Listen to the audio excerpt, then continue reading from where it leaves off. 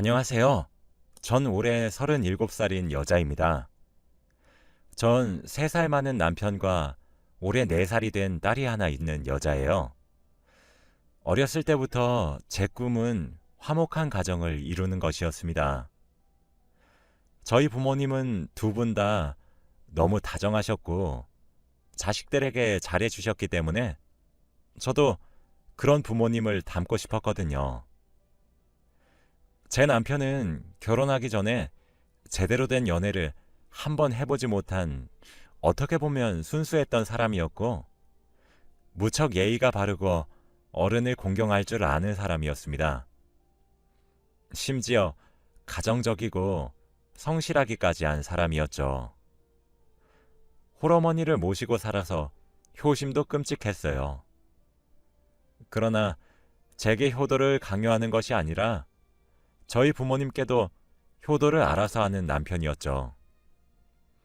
어디 내놓아도 당당히 1등 남편이다 얘기할 수 있는 그런 사람이었습니다.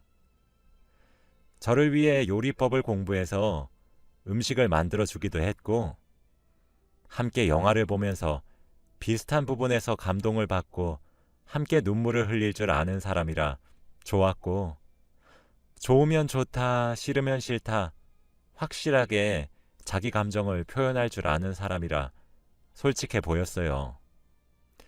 이 남자랑 살면 정말 행복하겠다는 생각이 들어 자연스럽게 결혼을 하게 되었죠. 사실 저희 집도 시댁도 형편이 그리 넉넉하진 않습니다. 그냥 굶지 않고 살 정도였죠. 결혼 후에도 양가에 40만 원씩 생활비를 붙여드리려고 노력했던 그런 착한 사람이었죠. 남편은 홀어머니를 모시고 살았었는데 시어머니도 절 너무 아껴주셨습니다. 제게 인자하게 웃으시면서 이름을 부르시곤 하셨어요. 그러다가 선물처럼 아이가 찾아왔고 우린 그렇게 새 식구가 되었습니다. 아이를 임신했을 때도 얼마나 지극정성으로 저를 대했는지 몰라요. 심지어 입덧도 같이 했다니까요. 남자가 자신의 아내를 너무 사랑하면 입덧도 옮아서 한다던데 우리 남편이 진짜 그러는 것을 보고 친정도 시댁도 혀를 내두르며 고개를 저을 정도로 애처가다 하셨습니다. 저희 부모님도 그런 남편을 얼마나 좋아했는지 몰라요. 세상에 이렇게 착한 사위가 어딨냐고 동네방네 자랑을 하곤 했거든요. 자기 딸한테 그렇게 잘해주는데 어느 부모가 싫다고 할 수 있었겠냐만 말입니다. 저와 남편은 정말 많이 행복했고 서로 사랑했어요. 남들과 다를 바 없는 평범한 환경 속에서 서로 투닥거리며 싸우다가도 금세 화해를 했었던 평범하기 그지없는 가족이었고 매일 이렇게 행복해도 되나 싶었습니다. 행복에 배부른 나날들에 감사했고 너무 행복해서 불안할 정도였죠. 저는 남편과 맥주 한 캔씩 하면서 서로 미래를 이야기할 때가 제일 좋았어요. 이야기를 나누는 그 시간이 행복했었던 이유는 반짝반짝 빛나는 두 눈을 가지고 미래를 꿈꾸는 남편의 모습이 정말 멋있었거든요. 아직 초등학교도 입학하지 않은 어린 딸을 두고 어디서 이상한 놈을 데려와 결혼시켜 달라고 하면 어쩌나 하는 귀여운 걱정도 하곤 했거든요. 그렇게 저희는 쭉 행복할 수 있을 줄 알았습니다. 남편은 학원에서 영어를 가르쳤던 교사였어요. 당시엔 아주 늦은 밤이었고 그날따라 시험을 코앞에 두고 있었기 때문에 특강을 해야만 했었죠. 그래서 늦게 귀가를 했습니다. 저희 집은 골목길 안에 위치한 빌라였어요. 그날은 비도 추적추적 내렸죠. 늦은 시간 CCTV 없는 골목길 등 조건이 맞아서였던 걸까요? 그날 남편이 사고를 당하게 되었습니다. 그 비극은 딸아이가 2살이었을 때 일어났어요. 그날따라 딸아이가 잠투정도 없이 일찍 잠에 들었고 언제나 그랬듯 저는 남편의 귀가를 기다렸습니다. 학원에서 수업이 끝났다고 1시간 내로 도착한다는 남편의 전화를 끝으로 소파에서 TV를 보며 기다리고 있는데 시간이 한참 지나도록 남편이 들어오질 않더라고요. 뭔가 불안해지기 시작했어요. 남편에게 다시 전화를 해보았지만 역시나 연결되지 않았고 전 점차 불안해졌죠. 그러던 도중 시어머니로부터 전화가 한 통이 왔습니다. 통화 내용은 정말 충격적이었어요. 길을 지나가다 뺑소니를 당해 쓰러져 있었던 남편을 발견해 병원으로 이송 중이란 전화를 받았다고 했거든요. 시어머니도 많이 놀라셨던 것인지 횡설수설하시며 말씀하셨는데 똑바로 말씀해 주시라고 화를 내기도 했어요. 큰 소리에 딸아이가 잠에서 깼지만 정말 눈에 뵈는 것이 없더라고요. 시어머니와 전화를 급히 끊고 앞집의 문을 쾅쾅 두드렸습니다. 평소에도 앞집 새댁이랑 친하게 지냈었거든요. 급히 제 딸아이를 앞집에 맡긴 후 헐레벌떡 시어머니가 말씀해 주신 병원으로 찾아갔어요. 남편은 흙탕물에 얼굴이며 옷이며 다 젖은 채로 있었고 정신을 잃어 있었죠. 그 몰골로 응급실 침대에 누워있는 모습을 보니 정말 억장이 무너지는 듯 했습니다. 보호자 사인과 동시에 남편은 수술실로 들어가게 되었어요. 목격자인 사람을 붙잡고 물어보니 골목길 근처에 남편이 쓰러져 있었다고 하더군요. 근처에는 자동차의 파편 조각으로 보이는 유리들이 굴러다니고 있었다고 아무래도 뺑소니를 당한 것처럼 보인다는 말이었습니다. 수술 시간은 처음 안내받았던 시간보다 배로 더 걸리기 시작했어요. 점차 불안해졌습니다. 이대로 우리 남편을 잃으면 어쩌나 걱정이 휘몰아쳤죠. 평소 눈물이 많았던 저였지만 전 울지 않았어요. 시어머니가 옆에서 통곡을 하실 때도 소식을 듣고 헐레벌떡 수술실 앞까지 찾아온 친정엄마가 저를 붙잡고 어쩌냐고 눈물을 보였을 때도 저는 눈물을 한 방울도 흘리지 않았습니다. 아니, 오히려 화를 냈어요. 울지 마시라고 다그쳤죠. 내 남편 괜찮을 거고 벌떡 일어날 수 있는데 왜 이렇게 우시는 거냐고, 부정 타면 어쩔 거냐고, 당장 눈물 그치라고 소리를 지르면서 말이에요. 원래 그 시간이었으면 일찍 잠든 딸을 기특해하며 오붓하게 부부끼리의 시간을 가지면서 함께 드라마도 보고 야식도 먹고 했을 텐데 눈앞에 펼쳐진 모든 상황들이 믿기지가 않는다고 해야 하나? 저는 정말 얼떨떨했습니다. 시어머니의 눈물을 보는데 미친 듯이 현실 감각이 돌아오는 것만 같아서 제발 울지 마시라 부탁드렸어요. 병원에선 방치된 시간이 길었고 후유증은 장담할 수 없다고 했습니다. 이미 다리는 손 쓸 수가 없어 오른쪽 다리는 허벅지 밑으로 절단해야 했죠. 게다가 뇌출혈까지 있었고 조금만 늦었으면 바로 사망했을 수 있었지만 사실 지금도 일어날 수 있을 거란 보장이 없다고 최선을 다했다고 하시더군요.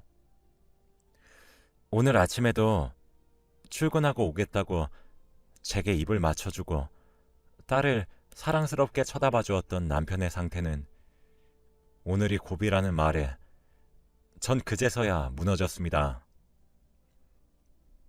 믿지 않았어요. 믿을 수가 없었어요.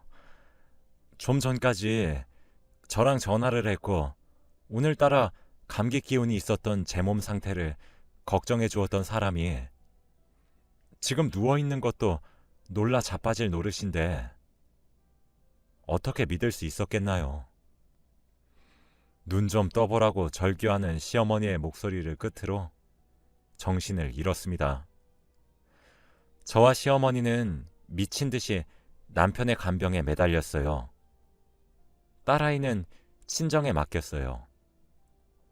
살려만 달라는 우리의 기도가 하늘에 닿은 것인지 남편은 정신을 잃은 지 열흘 만에 기적적으로 눈을 떴습니다. 하지만 남편에겐 또 다른 지옥의 시작이었나 봅니다. 처음엔 제대로 거동도 못해 자신의 상태가 어떤지 몰랐나 봐요. 남편은 헐렁해진 오른쪽 다리를 보고 커다란 상실감을 가지고 미친 듯이 절규하기 시작했어요. 늘 긍정적이고 건강한 삶을 살아왔던 남편은 그때 이후로 성격이 참 많이 변했습니다. 하염없이 울다가 이렇게 살 바엔 차라리 죽어버리겠다고 난리도 쳤다가 멍하니 창밖만 보다가 그렇게 지냈죠. 말 그대로 숨만 쉬었습니다. 시간이 흘러 남편이 퇴원하고 난 후도 문제였어요. 시어머니는 한순간에 장애인으로 전락한 아들이 혼자가 되기라도 할까 겁이 나셨나 봅니다.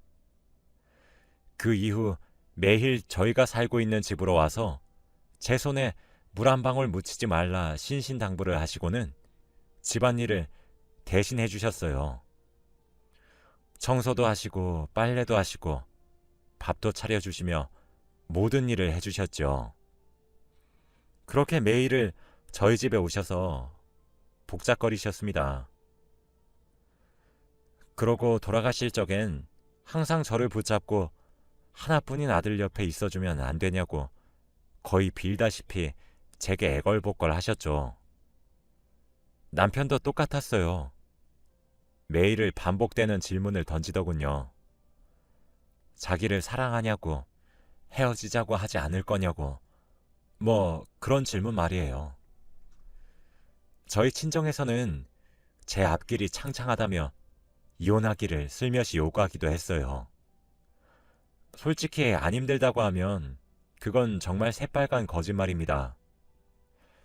제가 처한 상황보다 시어머니와 남편의 애원보다 친정과 친구들의 위로보다 더욱 힘들었던 것은 주변 사람들의 시선이었어요. 동정어린 시선들이요.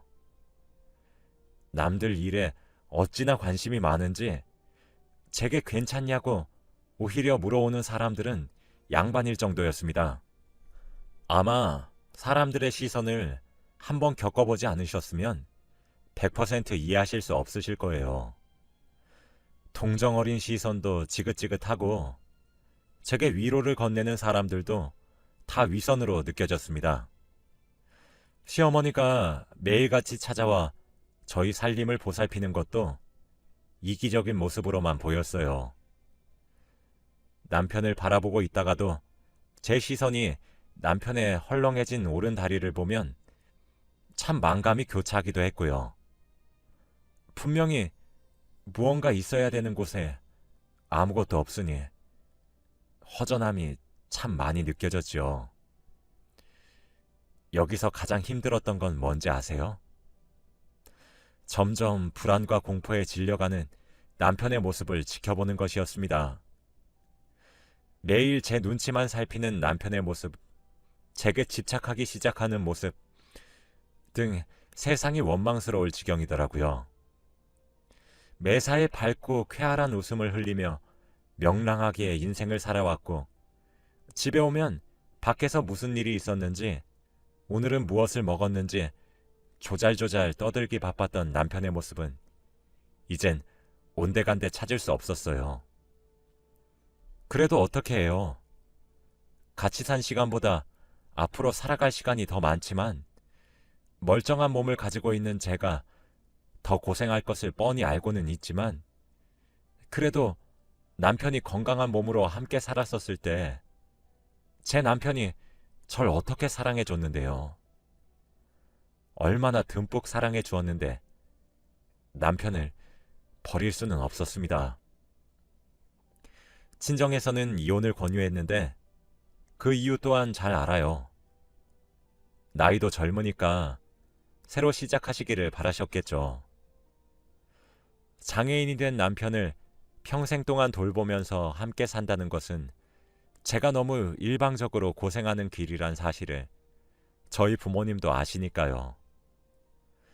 그래서 세상 욕 자신들이 다 들을 수 있으니 이혼하란 말을 꺼내셨던 것이겠죠. 그런데 그렇게 미친 듯이 절 사랑해준 남편을 제가 어떻게 버릴 수가 있겠나요? 사실 도망치고 싶었던 적도 정말 많았고 욕을 얻어 처먹는 한이 있어도 눈 딱 감고 이혼할까 고민도 했습니다. 이기적이라고 욕을 먹어도 할 말은 없는데 저를 위해서, 딸아이를 위해서 그런 생각을 안 해보지는 않았어요. 왜 하필 내가 이런 일을 당해야 하고 이 꼴을 당해야 하는지 이해가 되지 않았고 하늘이 원망스러웠죠. 하루빨리 이혼해서 빠져나오고 싶다가도 풀이 죽은 남편을 보면 그래, 내가 아니면 이 사람은 어쩌겠나 싶기도 했고요. 음식 쓰레기를 버리는 일도, 야식을 사다 주는 일도, 분리수거와 화장실 청소, 집안 마트에 가는 간단한 심부름까지 모두 원래 남편이 해왔던 일이었어요. 자신이 해왔던 일을 하는 제 모습을 보고 남편은 수도 없이 미안하다고 말을 하더군요. 그리 내뱉는 남편의 모습이 너무 가슴이 아파 남편을 껴안고 엉엉 울었습니다. 그때 결심했어요. 흔들리지 말고 내 남편, 내가 지키자는 결심을 말이에요. 더 이상 절망에 빠져 허우적거리는 남편의 모습을 보는 것도 많이 힘들었고 동정만 받으며 불안과 우울감에 시달리는 인생을 살고 싶지도 않았습니다. 그렇게 결심을 굳히고 친정에 찾아갔어요. 이혼할 생각도 없고 나랑 우리 남편 좀 도와달라고 말이죠. 친정에선 절 뜯어 말렸지만 제가 강행했어요. 엄마 아빠도 김서방이 나를 어떻게 사랑해줬는지 전부 옆에서 보셨잖아요. 우리 없는 살림에도 친정이랑 시댁에 생활비 조금씩 드리자고 했던 사람이야. 내 손에 물 한 방울 안 묻힌 건 아니지만 최대한 덜 묻히려고 노력했던 사람인데 내가 그런 사람을 어떻게 버리고 새 출발을 해요? 그러니까 그냥 나 좀 도와주세요. 하면서 말이죠. 남편도 붙잡아 앉힌 뒤에 말했어요. 여보, 더 이상 나한테 이러지 마. 당신이 이럴수록 더 지쳐. 당신은 항상 어려운 일을 겪게 되면 극복하는 사람이었잖아. 나 당신 안 버려. 당신 두고 나만 도망가거나 떠나지 않을게. 정말 약속할게. 그러니까 우리 이겨내보자. 당신 우리 딸 결혼식에도 휠체어 타고 들어갈 거야? 걸어서 들어가 봐야지. 요새는 의족이란 것도 있어서 괜찮아. 당신 할 수 있어. 기죽지 마. 알았지? 나도 당신을 얼마나 사랑하는데. 그러니까 당신이랑 나 둘 다 할 수 있어. 적어도 우리 딸아이한테 부끄럽지 않은 부모가 되자. 라고 했습니다. 시어머니께도 말씀드렸죠. 어머니, 저희 집에 더 이상 찾아오지 마세요. 어머니가 이러실수록 저희 무너져요. 어머니도 하나뿐인 아들 극복하게 해주셔야죠. 저희가 알아서 할게요. 불안해하지 마세요, 어머님. 우리 남편 버리지 않아요. 죽을 때까지 끼고 살 거니까 너무 슬퍼 마세요. 하면서 어머님의 손을 꼭 잡아드렸습니다. 어머님이 구슬같이 눈물을 퐁퐁 흘리면서 고맙다, 고맙다 하시며 흐느끼셨죠. 그때부터 남편은 재활치료에 진심으로 임하기 시작했어요. 남편은 초반까진 그래도 제게 집착하는 것과 불안함, 이런 부정적인 감정들을 버리지 못했는데 제가 꾸준히 옆에서 지지해주며 응원하니까 부쩍 밝아지기 시작하더라고요. 점차 재활에도 열심히 임하기 시작했고 원래 영어를 가르쳤었던 직업을 가졌던 사람이라 재택근무도 하기 시작했습니다. 요즘엔 세상이 좋아져서 화상 영어 같은 것도 있더라고요. 남편은 수시로 재활치료에 임하면서 화상 영어로 돈을 벌기 시작했죠. 사실 수입은 턱없이 적었습니다. 하지만 점점 활력을 되찾는 남편을 보니 저도 행복해졌어요. 처음엔 시선이 주는 압박에 저도 정신과를 다니며 신경안정제를 처방을 받아 복용했으나 시간이 지나니 그 시선에도 익숙해지더군요. 역시 사람은 적응의 동물이라고 한다더니 사실 늦은 밤 CCTV도 없었던 골목길에서 뺑소니를 당했던 터라 눈앞이 막막했었는데 골목길에 뺑소니 목격자를 찾는다는 현수막을 걸었더니 목격자도 찾아냈고 골목길 사고 현장 근처에 주차하고 있었던 자동차의 블랙박스를 받아내 뺑소니 범인도 잡을 수 있었습니다. 그 사람은 뺑소니에 음주운전까지 한 파렴치한 인간이었죠. 그 사람으로 인해 저희 집안은 풍비박산이 났는데 말이죠. 눈물로 범벅된 제 얼굴을 보고는 그저 죄송하단 말밖에 하질 못하더군요. 보험 처리도 받았고 보상금도 받아서 남편의 병원비에 커다란 부담을 느끼진 못했습니다. 오늘은 남편이 꼭 뺑소니 사고를 당한 지 2년째가 되는 날이에요. 이제 남편은 의족도 곧잘 차고 다니고 있고 아는 지인분이 운영하고 계시는 학원에 영어와 국어를 가르치며 일상생활에 거의 완벽하게 복귀하고 있습니다. 며칠 전에는 글쎄 우리 딸아이가 병원에서 데일밴드에 관해 배웠나 보더라고요. 다쳐서 아야하면 병원에 간다, 소독약을 발라준다, 아프면 약을 바른다, 이런 것들을 놀이를 통해서 배웠나 봐요. 남편이 소파에 잠시 누워 있었는데 살금살금 다가가서 남편의 오른쪽 허벅지에 분홍색 토끼가 그려진 데일밴드를 붙이고는 호호 불어주는데 얼마나 예뻤는지 몰라요. 남편도 자다 깨서 울컥한 표정으로 딸아이를 바라보고요. 요즘에도 남편은 잠에 들기 전 제게 미안하고 고맙단 인사를 꼭 해주고 잠에 들어요. 사실 미안할 일은 없는데 말이죠. 남편이 원해서 사고를 당했었던 것도 아닌데 그저 제게 그렇게 미안한가 봅니다. 사실 지금 생각해보면 제게 무슨 용기가 있어서 그렇게 행동했었던 것인지 모르겠으나 가정을 지켜야 되겠다는 일념 하나만으로 일궈낸 기적 같아요. 남편은 제게 말합니다. 제가 있어서 일상생활로 빠르게 복귀할 수 있었고 절망에 오래 빠지지 않을 수 있었고 재활에 집중해서 의족에 익숙해질 수 있었다고. 그래서 제게 너무 고맙다고 말이에요. 저 또한 남편이 살아있어줘서 얼마나 고마운지 모릅니다.